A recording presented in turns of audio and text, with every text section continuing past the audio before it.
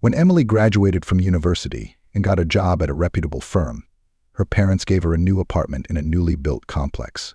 It was around that time that Emily met Daniel. She was rushing home from the supermarket with a bag full of fruit when the handle broke and the whole thing rolled down the sidewalk. Embarrassed and confused, she froze. But then a blonde-haired young man appeared out of nowhere and quickly gathered her groceries into another bag. Grateful and cheerful, Emily gave him her phone number. Their chance encounter soon developed into sympathy, and sympathy into deep, sincere love.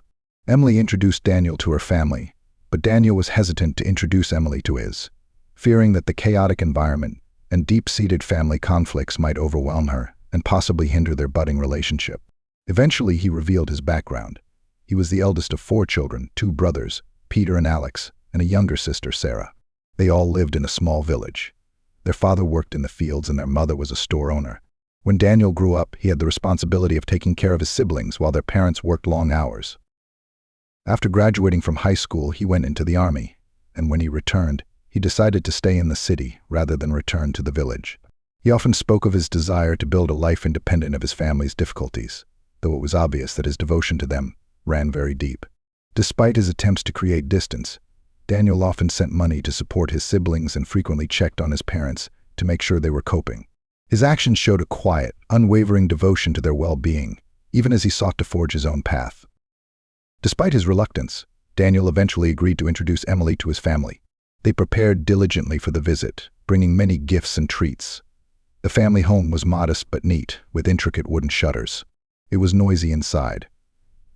Daniel's brothers lived there with their wives and Sarah, recently divorced, with her 3 small children. The house was chaotic, and Emily felt overwhelmed by the constant chatter, the shrill laughter of the children, and their irrepressible energy. She tried to maintain a polite smile as she clutched her purse tightly, trying to create a sense of personal space in the crowded room. Thoughts raced through her mind. Why didn't Daniel warn me that this was how it was going to be? How can I stay calm? She reminded herself to focus on Daniel's calming presence, even though her instincts were screaming to escape this chaos. At some point, she took deep breaths to calm herself and reminded herself to focus on Daniel's calming presence amidst the chaos. She felt annoyance as they rummaged through her purse, tearing it apart in their playful frenzy, leaving her feeling invaded and helpless. Daniel's mother, Martha, had laughingly brushed it all off, saying that children could be forgiven anything. Emily noticed how the dynamics of family life revolved around Martha's control and the siblings' unspoken rivalry for her approval. Peter and Alex often sought praise by recounting their minor accomplishments in front of her, while Sarah sought favor by exaggerating her difficulties. Martha's subtle criticism and occasional displays of favoritism kept everyone on edge, making Emily realize how deeply entrenched this dynamic was in their relationship. Daniel's reticence about getting to know her was beginning to make sense. Throughout the day, Emily watched Sarah's children make a mess of things while the adults turned a blind eye, which added to her anxiety. When it came time for the wedding, most of Daniel's relatives came to town and were overwhelmed by Emily's spacious apartment. Martha, in particular, couldn't stop praising it. However, there was a note of envy in her comments that Emily couldn't ignore. "Everything here is too perfect," Martha said, lingering her gaze on the smooth countertops. "I can't imagine how someone can keep such a large apartment in such condition. It must be nice to have so much space to yourself." 2 weeks after the wedding, Daniel was away on a business trip, and Emily was alone when Martha and Sarah showed up unannounced. Martha said, "Emily, family means supporting each other in times of need, always finding a way to help when it's important. We should always support each other," and turned the conversation to her true intentions. Then she made her point. Sarah and her children needed a place to stay, and Emily's apartment seemed like the perfect solution. Shocked, Emily asked if Daniel had known about the plan. Martha claimed that he'd approved it, though Emily doubted her sincerity. Trying to maintain her composure, Emily firmly stated that the apartment belonged to her, and she didn't want to share it. The confrontation escalated, with Martha accusing Emily of selfishness and threatening consequences. After they left, Emily decided to change the locks and disable the doorbell. The next morning, Emily found Sarah and her children waiting outside with their belongings.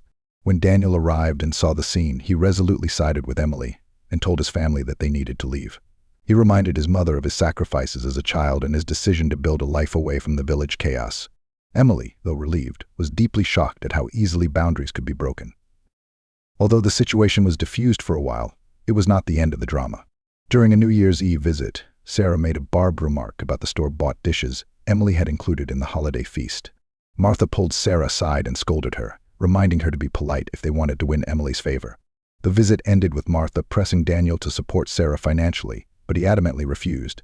Daniel's frustration over his family's ineligibility for support grew, leading to a heated discussion with Emily about how best to conduct themselves in the future. A few weeks later, Emily and Daniel went on vacation, leaving a neighbor, Mrs. Nina, to look after their cat Snowball. Seizing the opportunity, Martha and Sarah made up a story that they needed to pick up some urgent documents from the apartment, emphasizing the supposed urgency and their kinship with Nina. Though initially hesitant, Nina was swayed by the insistence that Emily and Daniel were fully aware of the situation.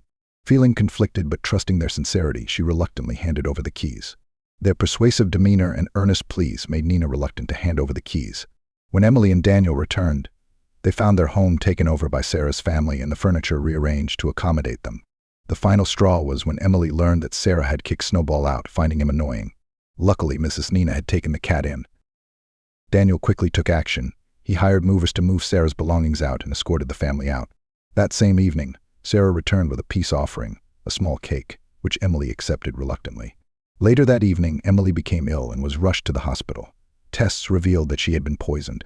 Suspicion fell on Sarah, who had dabbled in herbs and homemade potions in the past. When questioned by the police, Sarah admitted to putting the poisonous plant extract in the cake, citing a growing resentment towards Emily for seeing her as a favorite and an exception. She explained that Emily's new role in Daniel's life seemed like a threat to her own bond with her brother.